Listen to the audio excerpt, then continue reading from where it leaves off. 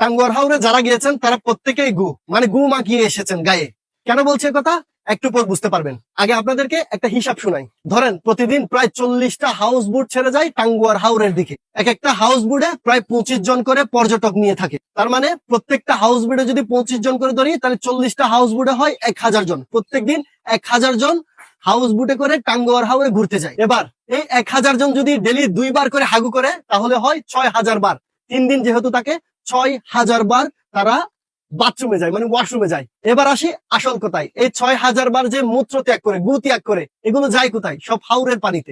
আর আপনারাই সেই হাওরের পানিতে গিয়ে লাফালাফি করেন, তার মানে গু মাখিয়ে আসেন। কেউ আবার চোখ মুখেও পানি নিচ্ছে, কেউ আবার এটা দিয়ে কুলিও করতেছে। ভাই এটা সোপ না, এটা গুয়ের পানি। সো আর যাবেন টাঙ্গুয়ার হাওরে?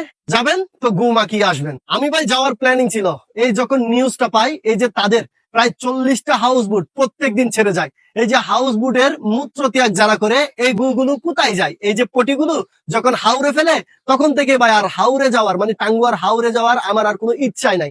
যেসব কাফল ব্লগার, বউ ব্যবসায়ী, টিকটকাররা এই যে হাউস বোটে করে টাঙ্গুয়ার হাওরে গিয়েছেন, তারা প্রত্যেকে গায়ে গু মাখিয়ে এসেছেন।